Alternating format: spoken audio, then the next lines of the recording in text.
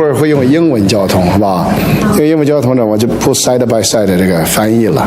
你们需要翻译的呢，你们安排一下，坐在旁边翻译一下，好不好？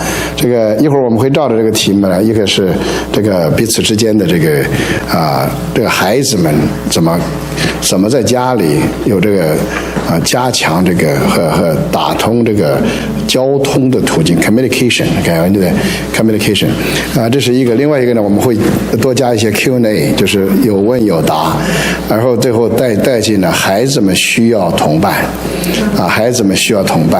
我只加一个点，就是你如果读旧约，就知道很多人呢有很多孩子，那新约里面提到的人呢，很多人几乎都没提到过有孩子，是吧？所以他有些例子呢，我们怎么样把新约的原则，新约这个神人生活的原则用到我们身上来，用到我们教会生活，用到我们的家庭生活因为旧约里面实在说好多人很多孩子，当然有的也是不容易有，但在新约就是它是另外一个化成肉体的原则，我们要怎么样从这些原则来学习，特别是对新移民现在全地尤其是北美这边所面对的就是新移民的零代移民。可以说我们的孩子们是第一代移民我们是零代，我们都是长大了大部分才来如果我们还不是从小或年龄小一点移民过来，这还算一代我们很多都是真的是很多方面都不一样，所以呢，我们或者把我们孩子们当成第一代，或者当成第二代都可以。我们下面呢，把时间交给 Ricky， 这个 Ricky 呢开始有一些交通，完了以后我们盼望这个交通不会很长，但是呢就多一点 Q&A， 说你想一想有哪些问题我们也不是说他一定有答案，但是我们一块探讨，好不好？我们一块探讨。我们连着几次了，中间因为有些春季特会和秋季特会停了，我们盼望这个交通呢不是光是 paint a rosy picture， 这个交通是为了把那个我们真实的状况显露出来，然后我们一同作为一个弟兄姊妹，作为教会，作为一个身体，我们怎么面对这些难处也不一定每个人每件事每个人每个交通对所有的人都有帮助，但最起码慢慢的我们形成一些交通的体系能够彼此有些帮助我们发现这已经做了头一次做是4年前了吧，在 Franklin。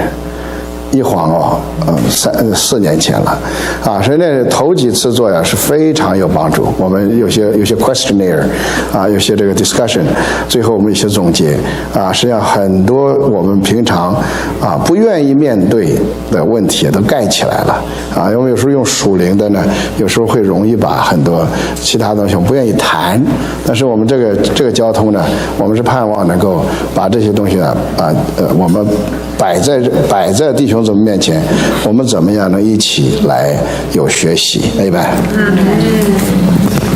？Side by side? No, actually, English. Yeah, just most of them. Yeah. Most of them. Most of them can understand, and some of them are migrating, and they can translate. Okay. Amen. Well, it's nice to be with you. Amen. I always look forward to have this kind of opportunity to have fellowship with the parents concerning the matter of the children. I have, you might say, 2 primary burdens I like to fellowship with you. But as Brother Peter mentioned, we really would like to have a dialogue. Amen. To have fellowship, because the burdens that we have, although they are very specific burdens, they need to be applied to your situation. If you don't know how to apply the fellowship to your situation, then it's not relevant. It's not practical. Actually, this is the case with all of the ministry. The ministry could be very wonderful, but if it stays here in the air, and you cannot take it and apply it to your situation, it's like a theory, right? It's not practical. And the fellowship that, or the burden that I have is in two directions. One is toward our younger children, the younger children.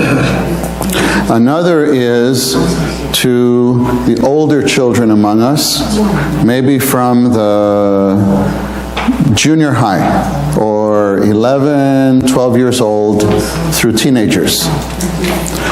Because I think we have parents here that have the range, right? Yeah. I passed through this range already. We have 3 children. My wife and I have 3 children. But my children now are 34, 30, and 28. Yeah. But now they are having children. So I'm going to go through the cycle again with them. Right? We go with them a second time. We get a second chance. So actually I have right now 2 grandchildren and 1 on the way, coming in about 7 weeks. He will come to meet me. Yeah. So the older children and the younger children. Maybe I will talk about the older children first.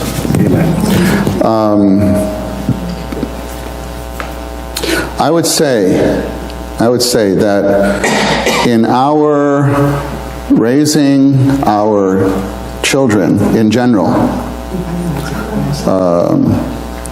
for the Lord, but not only for the Lord, to have a proper family life. Maybe one might say the most important thing is love. Just love. Yeah.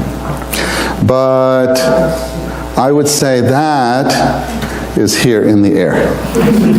Yeah. Because we all love our children. We all love our children. I would say eventually that love has to turn into or be manifested by communication. There has to be an understanding. I'm going to use a particular phrase now. There has to be an understanding of each other's language of love. Language of love. Parents love their children. So parents say, eat your vegetables. The children say, no. Meow. I don't like it. But parents love their children. Say, you have to eat it. But the children in that situation don't understand your language of love. We tell our children, oh, be careful. Don't go there.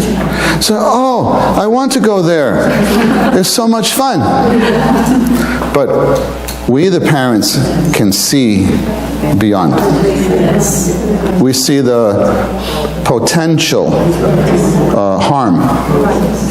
Even to be with certain people. We say, no. I would tell my son, I don't like you to be with him. He said, oh, Dad, you're not fair. You're not fair. So he would not understand that actually I'm expressing love. He thinks I'm expressing restriction. He thinks I don't want him to have fun. Yeah. So, just like with any language, yeah, we have to learn one another's language. Yeah. In order to communicate. Just like I know maybe 10 words in Chinese. Maybe 20. Maybe 20. I've learned a little bit more. But if I would say to you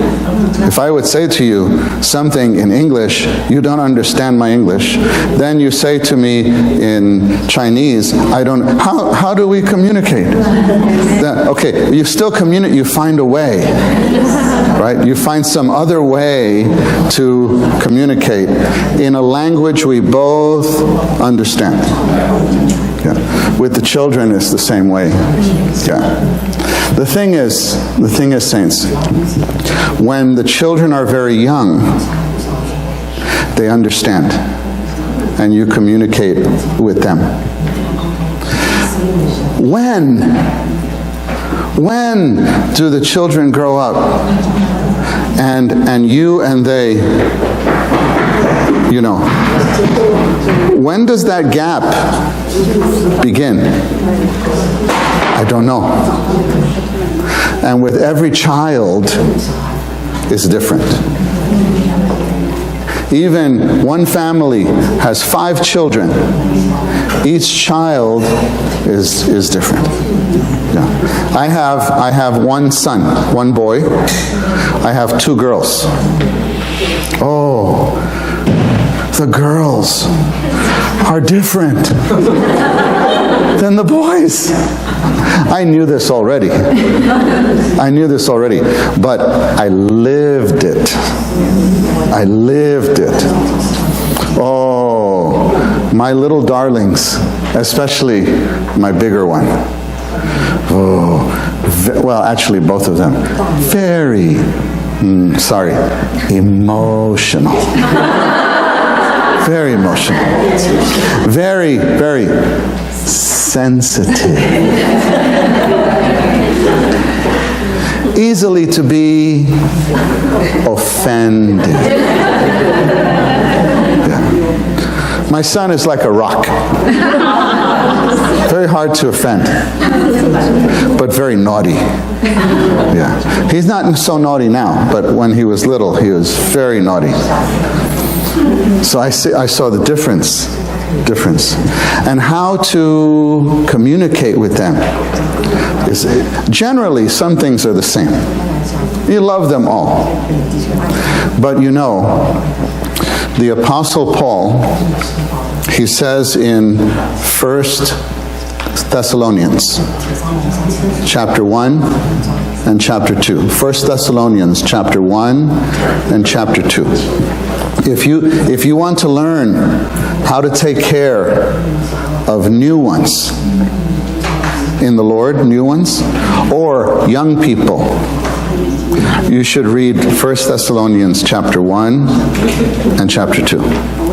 There, Paul has this phrase. I think it's in verse 5, 1:5. It says, you know what manner of entrance we had toward you.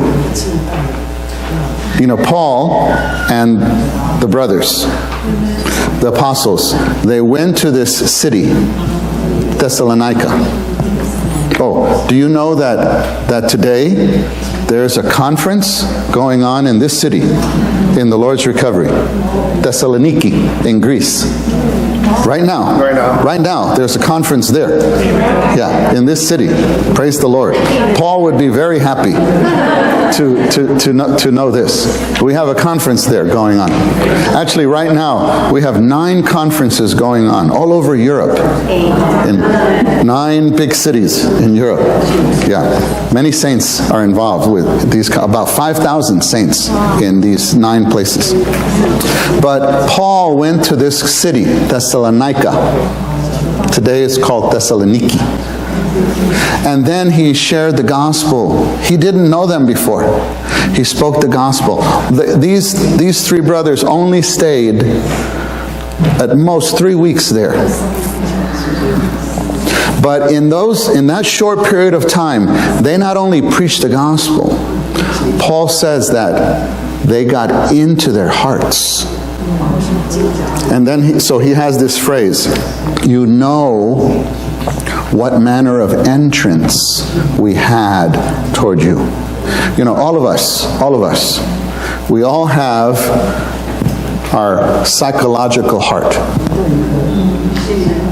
And we open it and close it to other people. All of us. If you're married, then that means one day you opened your heart to someone. You let that person into your heart. And eventually they gained your heart. That's why you got married. But not just like this. With everyone that we meet, we open that door a little bit or a lot. Depends on who you are. Because we have friends. Maybe this one I know at school. Oh, it's like the door's always open. We have friends like that to each other. But there's other people that we only open as much as is necessary to maintain whatever relationship. Well, as parents to our children, we have to learn how to keep the door open. Yeah. The door is open at the beginning. When the children are born, they come into your house, their door's wide open. Actually, even no door there, just an opening. Just a big opening, no door. And mommy can just anytime come in. Sometimes daddy. Sometimes daddy. Actually, at the beginning, always the hearts are open. Always are open. I remember when my children were little, and I would come home. When I come home, Daddy! Even now, you know, it's marvelous. Now we can see the computer. You can FaceTime. Yeah, because my children live in California. So my grandchildren live in California. I only see them a few times a year. But on the FaceTime, when my daughter says, Daniela, that's my granddaughter, look who's here. And I say, Daniela? And she can hear. Oh, she runs from the other room. Papa! Why? Because right now, door's open. When they're that small, always open. Sometimes they close it. But only because you say no to them. When you say no, they even say, I don't like you anymore. Say, I don't, you're not my mommy anymore. They say foolish, don't they say foolish things? You're not my mommy anymore.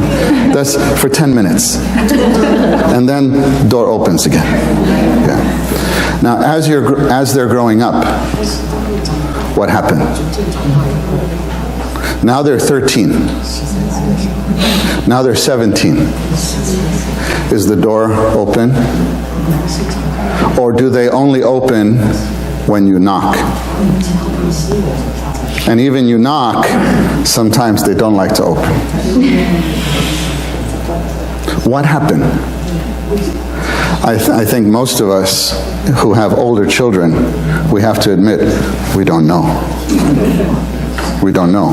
It happened without our realizing. You know, there's a parable in Matthew, where, in Matthew 13, the seed is sown, the good seed is sown, and then when the workers fall asleep, the enemy comes and sows the bad seed, and that's called the tares. And then the workers ask the master, "Oh, what happened?" He says, "Oh, while the men were sleeping, the enemy came." See, sometimes, dear saints, we fall asleep spiritually, and we're not alert, guarding over the children. We take too much for granted. Maybe thinking, oh, to come to the Lord's Day is good enough. To go to the young people's meeting Saturday night, oh, then they're okay. No, we have to guard more than that. But why did we fall asleep? Maybe because we got preoccupied with our own affairs, with life. Sorry, even with money, with the house. Sometimes we got occupied with providing for the children, but we were not guarding the children while we did that. You know, sometimes parents work so hard, 2-3 jobs even, but the children actually don't appreciate, because they prefer work one less job and spend time with me.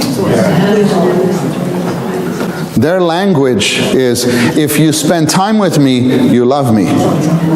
My language is, if I provide for you the best, a bigger house, in a nicer neighborhood, with a better school, that's my love.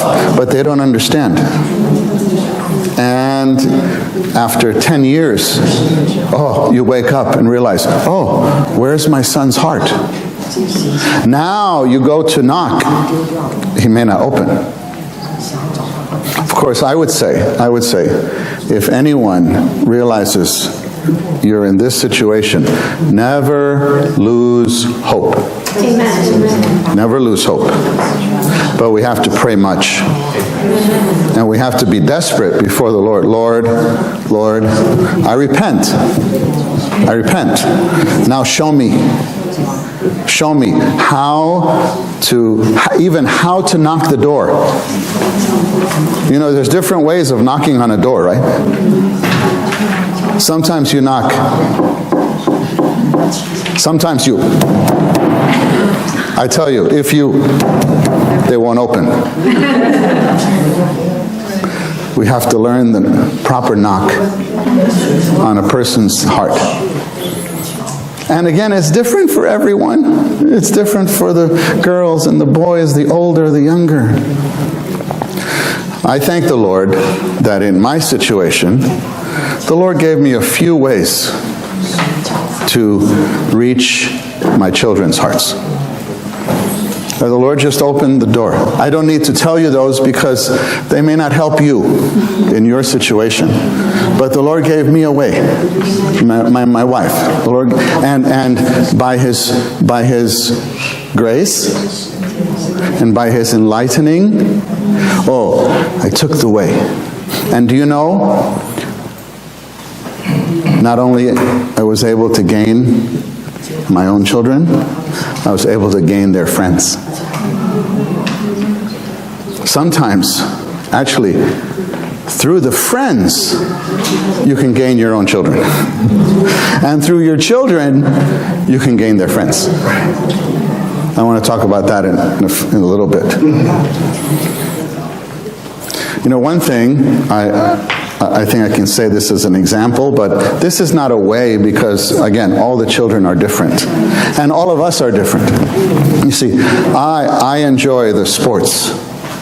I enjoy the sports. And so my children also enjoy sports. Yeah.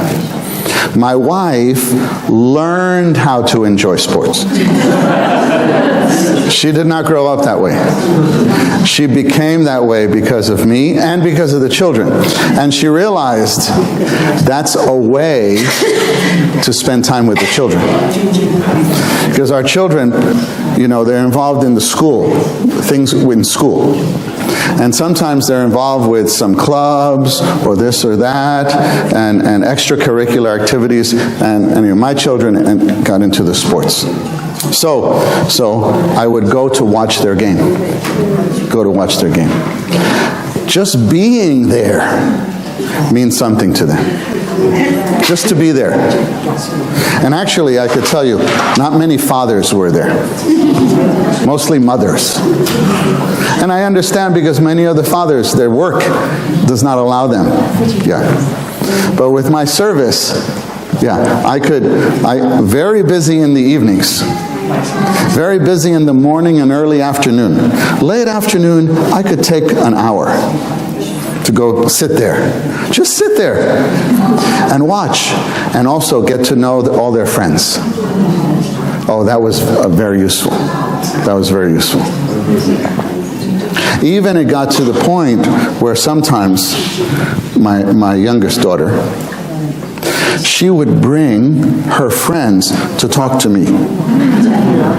One girl, I remember one time, one girl, very pretty. This girl, very pretty. Oh, but having trouble with boys. And so she went to my daughter for advice. My daughter said, "You should talk to my dad." And she came to talk to me. I said, "Oh, don't trust those boys. Don't trust those boys." But do you know, by being open to her friend, I actually gained more of my daughter's heart. You see. So you gain both. But the point is, every heart has a door. Every door has a key. We should pray, "Lord, would you give me the key to my children's hearts? Show me how to gain my daughter, my son." This is very specific. And when they're older, you know, sometimes we should pray, "Lord, if I don't have the key, please give the key to one of the brothers or sisters in the church." Because we should take care of one another's children. And I would tell you, for a period of time, I did not have the key to my son's heart. But I know there were 3 other brothers in the church who care very much for my son, shepherding him. And when they would take him out, they would spend time with him, he opened his heart to them. I was not jealous. I was very happy. Very happy. I said, oh, I was comforted that he did not have to go outside to find that support. Yeah. But over time, eventually, then he became also open to me. So we need to care for one another's children. But saints, as the children are growing up, we need to maintain the communication so we don't lose it. Before I was talking about older, now I'm talking about younger. When they're younger, their hearts are already open. Don't lose that. Pay attention. This has to do with priority. Mommy and daddy have to set priorities. What is important? Is getting a bigger house important? Well, maybe, but not as important as the children. You say, oh, but this is for the children. Well, the most important is their heart, the communication. And so, you know, I would recommend to you a very short message. It's just a pamphlet, actually. I know we have it in English and Chinese, even simplified Chinese. It's called How to Lead the Young People. How to Lead the Young People. Yeah. This little pamphlet, Young People, How to Lead the Young People. Yeah. And in this little pamphlet, one message is very short. This was a message given in 1963 by Brother Lee, by Brother Witness Lee in Taipei. He shares there 6 points of how to communicate with young people. And they all apply to our children. So this is helpful in communicating with your own children and in shepherding the children in the church. I just mentioned 1 or 2 of them, points. The first one is always show interest. Interest. Do you understand? Be interested in their things. You know, if there's a little child playing, you know, they pretend. They make things and they pretend. Do you want to approach the little child?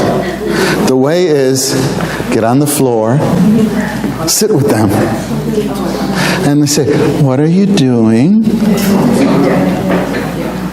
And they, oh, I'm playing something. They, oh. And then you join in and pretend with them. That will open them to you. And then you pretend something, they say, no, that's not a train, because you did it wrong in their mind. No, that's not a train, that's a car. Oh, I'm sorry. And you enter into their things. My granddaughter now likes to have tea party. Tea party. So she will pour the tea. Yeah. And then she'll pick up the thing, you know, like that. Even through the computer, she wants to, you know. So you do that. For 10 minutes, you do that with them. Okay. If you've never done that, or you haven't done that since they're 5 or 6, now they're 13, playing their video game. Now you say, what are you doing? Oh. It doesn't work. This doesn't work. That's too late now. You have to find another way. Maybe one way is go online and find out what are the most common games. What's the most popular game? And then ask him, is that Mortal Kombat 3 or 4? They go, Mommy, how do you know this? Oh, I tell you, just that. Heart will open a little bit. In this, I'm serious. Find out about their things a little bit. Maybe you find out, what level are you on? So what level? How do you know about the levels? Well, I know that in level 6, there's this dungeon, and there's this thing. Oh, I tell you, heart open, just a little bit.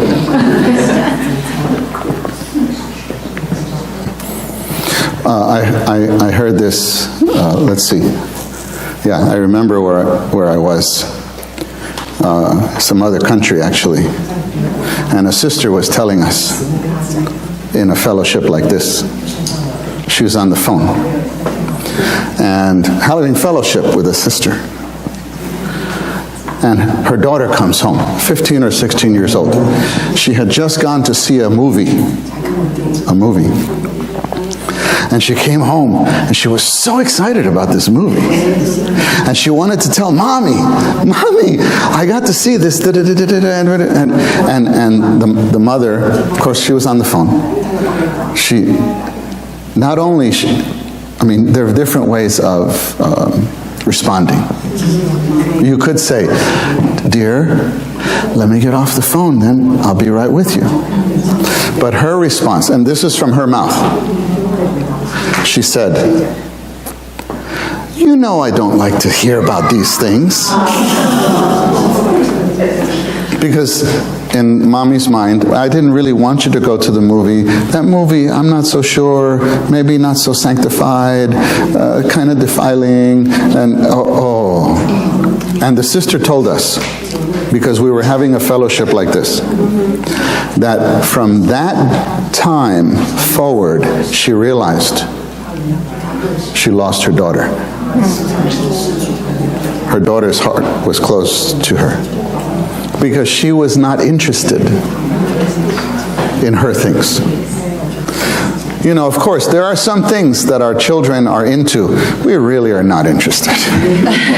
We really are not interested. Some of the things, actually, it's true, might be defiling. But you have to find a way.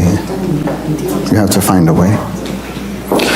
You know, I would say, maybe grandparents have sometimes a bigger opening than the parents.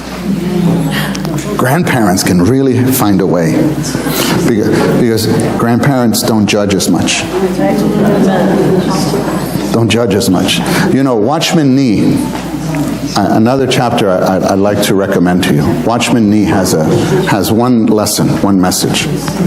I don't know if the title is Parenting or Parenthood, but something like this, on how to be a parent. And in that chapter, it's in a series of messages called Messages for Building Up New Believers. This is the overall title. Messages for Building Up New Believers. Yeah. And one of the messages is about parents. And there he says that we need to foster in our families an atmosphere of love. I think we all would certainly agree with that. But one point he makes is that sometimes the children come before the parents, especially the father, as a guilty person would come before the judge. You know, in the courtroom with the robe. You know. Of course, some things the parents must deal with, and they're serious. You have to make a judgment, but that shouldn't be the prevailing atmosphere in the home. The atmosphere should be an atmosphere of love. And he says there, and this is true when the children are little. The point is, how do you foster and maintain that when something good happens, you're the first one they want to tell. And when something bad happens, you're the first one they want to tell. When they're little, it's always like this. Something, mommy, mommy, mommy. But sooner or later, we lose that. The point is, since many of you have the younger children or grandchildren, foster that. Stay interested. Be interested in their things. Another point that Brother Lee makes in that message, how to lead the young people. Another point is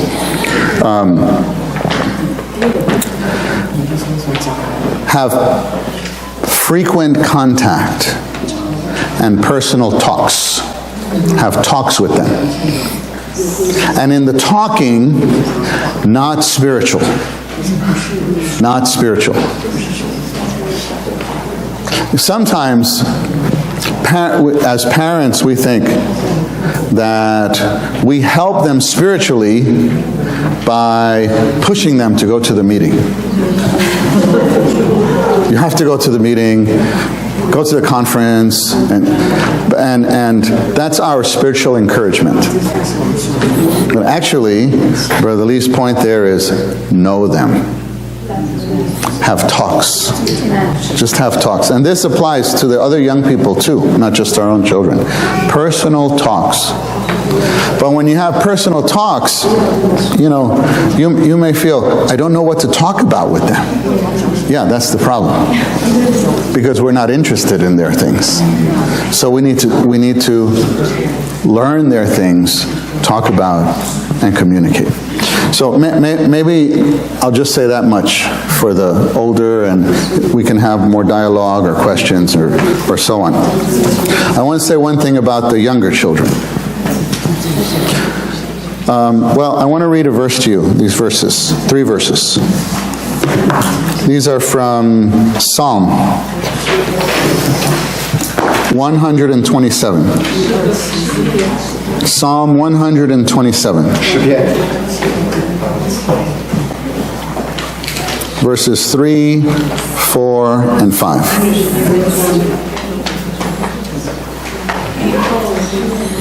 Yeah. Actually, we could start with the beginning of verse 1.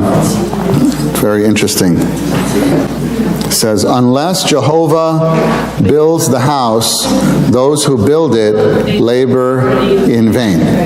That's the beginning of verse 1. Unless Jehovah builds the house, those who build it labor in vain. Do you want to build your house for the Lord? Of course, here it's talking about building the Lord's house. But if you want to build your house in the proper way, this is part of the way. Verse 3, let's read. Behold, children are the heritage of Jehovah, the fruit of the womb a reward. Like arrows in the hand of a mighty man, so are the children of one's youth. Blessed is the man who fills his quiver with them.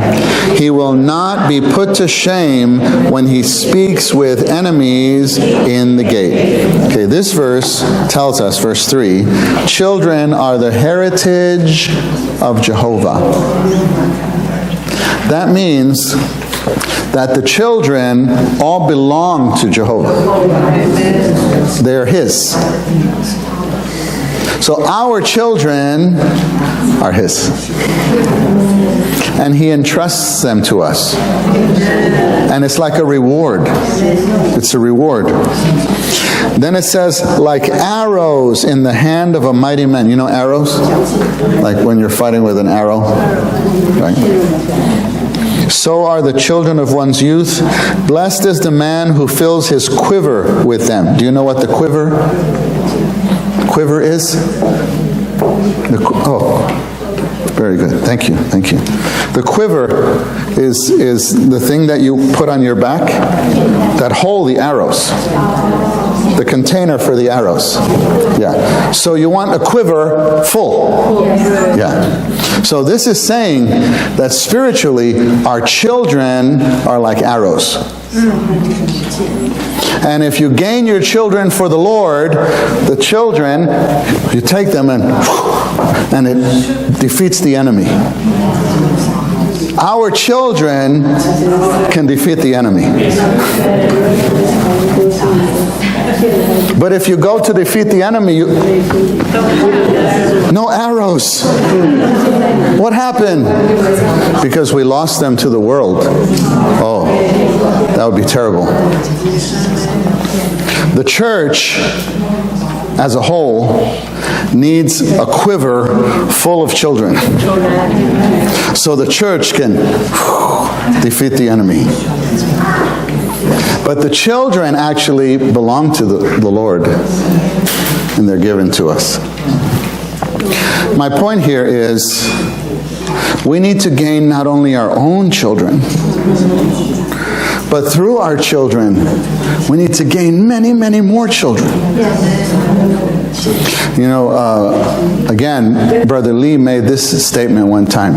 He said, the biggest source of increase to the church, the biggest source of increase, is not from the college campuses, but from the children. From the children.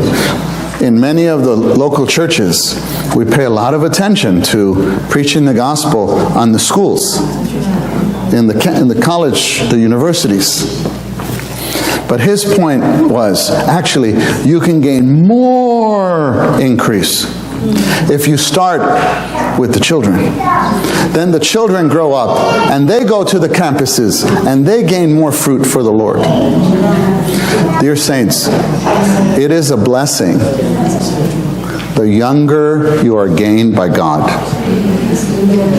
the younger you are gained by God, it's a real blessing. I think the ones who were saved in university would say, oh, I wish I was saved when I was younger. It's a real blessing to gain the children for the Lord. And actually, through this exercise of the children's work, oh, especially all the sisters have a lot to do. Have a lot of function in the church life. A lot of function in the church life.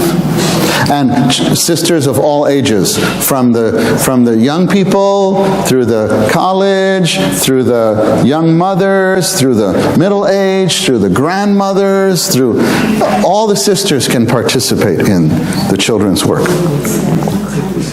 You know, some of you know this testimony. I've shared this in the past a number of times in different places. But the gospel came to my family, because of a neighborhood children's meeting. A neighborhood meeting. My family came from Puerto Rico. Have you read about Puerto Rico recently? Yeah. You know, my country there is devastated. Very devastated. It's very difficult right now because of the Hurricane Maria that hit there. Even the brothers and sisters there, you know, we have about 1,200 brothers and sisters in the churches, 20 local churches there. They're suffering very much. But anyway, my family moved from Puerto Rico to New York City in 1954. Actually, my father moved at the end of 1953. And then he got a job, and he got an apartment. And then he sent for my mother and my brother, and my sister. I was not even born yet. I was born 4 years later. But after they moved there, this is to Manhattan, Lower East Side in Manhattan, in a little apartment there. And in less than 2 weeks after my mother moved, on a Saturday afternoon, there was a knock on the door. And there's a woman in her 30s. She told my mother, well, she welcomed her to the neighborhood. This is a good way. Welcome people new to your neighborhood. If we're their first friends, we could gain them for the Lord. Amen. That's one way. And so she said, welcome to the neighborhood. And she said, I teach the Bible to children on Saturday afternoons for 1 hour. Do you have any children? Would you like to send them? Oh, my mother. She was not a believer, but she went to church. Yeah. She grew up going to church, but she was not a genuine believer yet. So she trusted this woman and sent the 3 children. They were 10 years old, 8 years old, and 6 years old. My sister was 6. My brothers were 10 and 8. They went, came back. My sister, she was 6. So happy. Says, Mommy, I want to go back.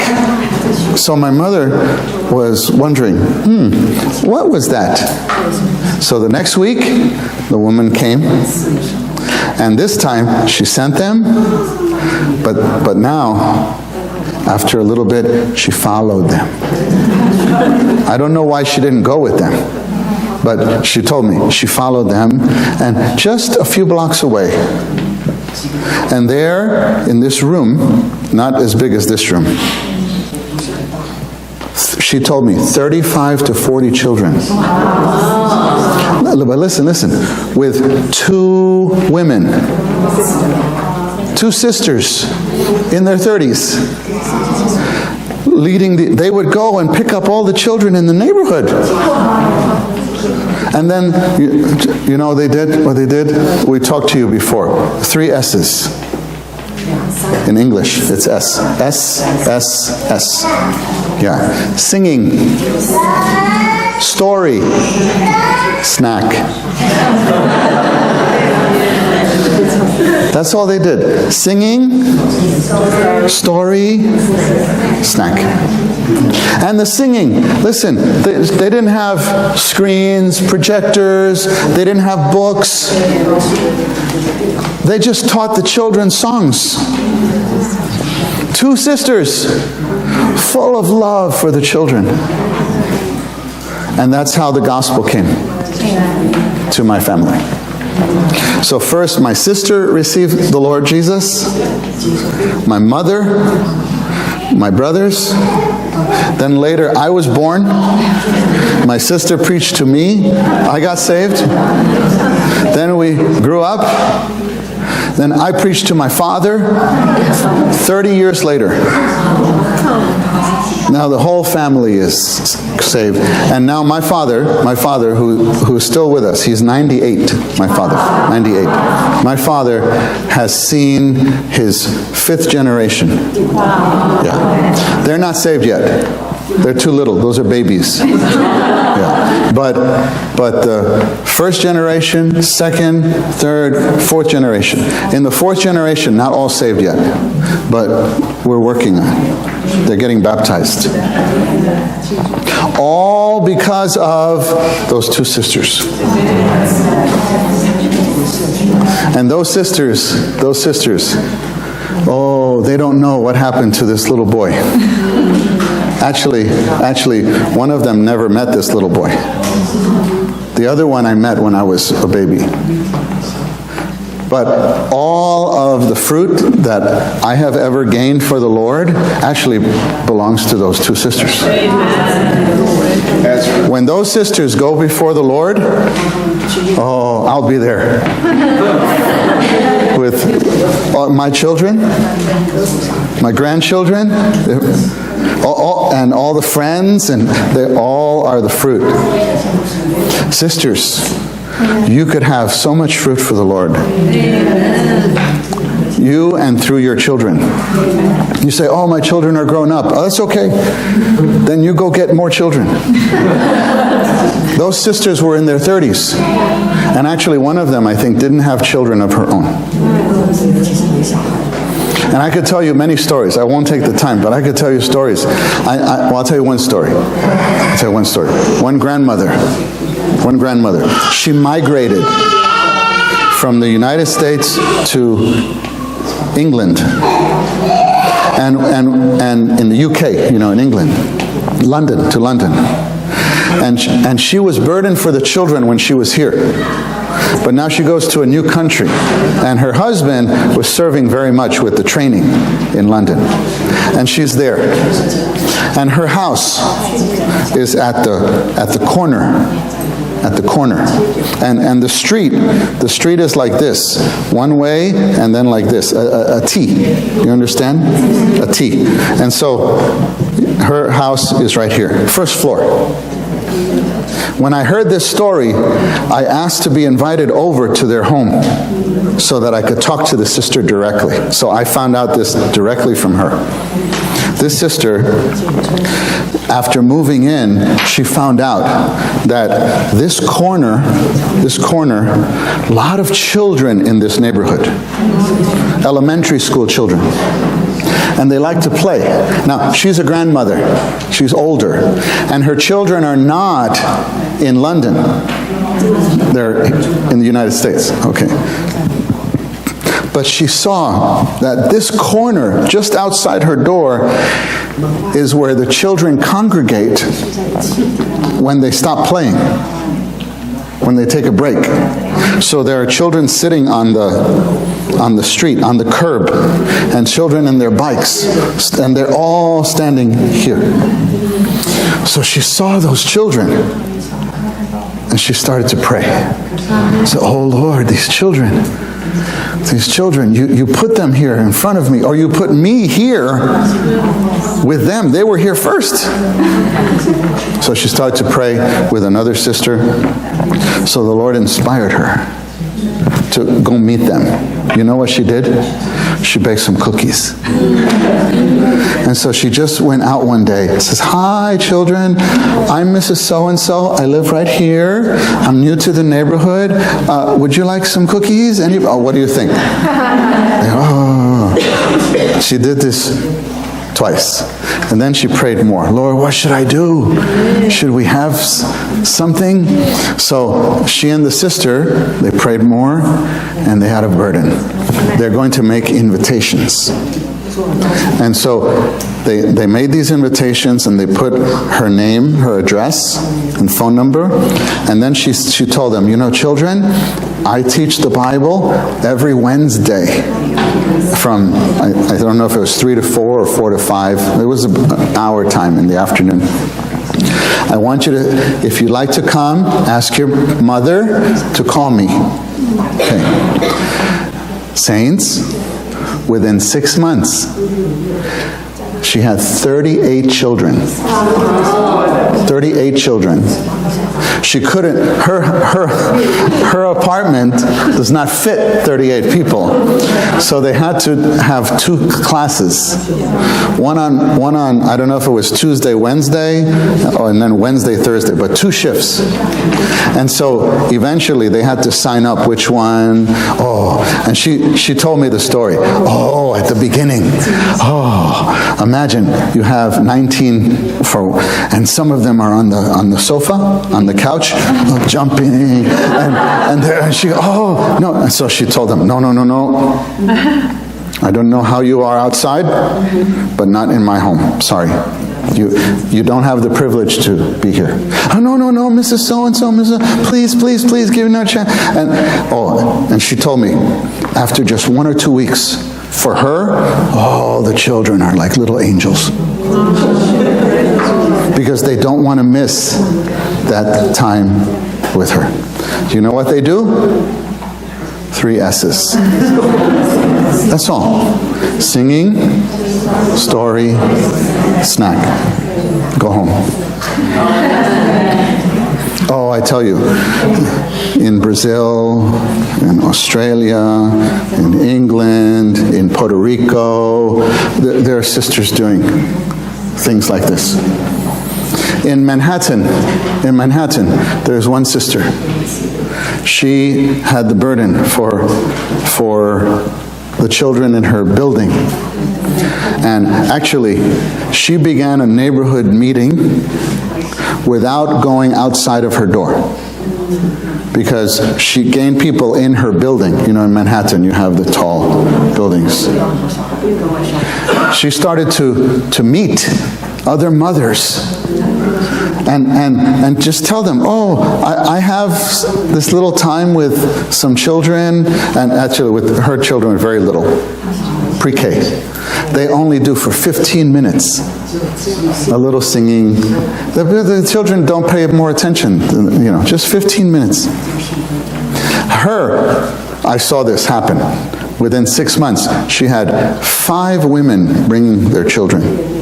And do you know, every single one of a different nationality. Very interesting. You can do that in New York City. You can bring the gospel to all the nations, right? Because the children don't care about, the children make friends. Oh, I tell you, brothers and sisters, you could do this. One way that some sisters just began, only about 3 weeks ago, was to have a neighborhood meeting that is a kind of after-school program. After-school program. I know some saints in Australia who do this too.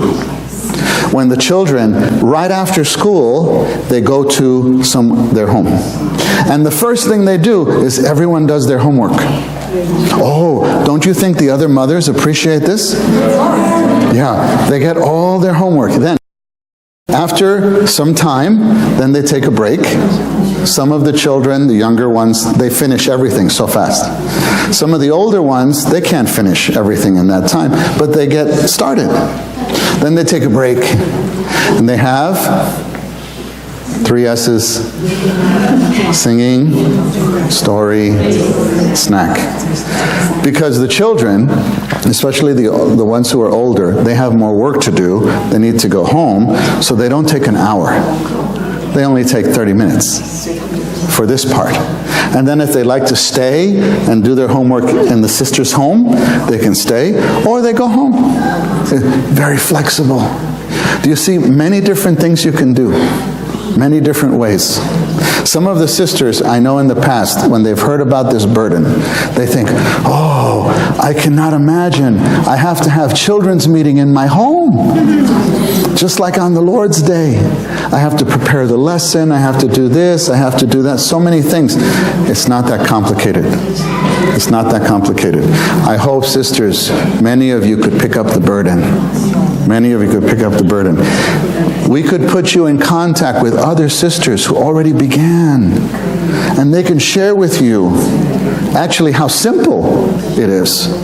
Really just one requirement: love. You have love that becomes a burden, and you can have a lot of fruit for the Lord. Yeah, maybe I'll just say that much. And do you have any fellowship? Any questions? Let's have some dialogue. Yeah. Or Brother Peter, you want to say a little more first? Let me add a little. Yeah, add something.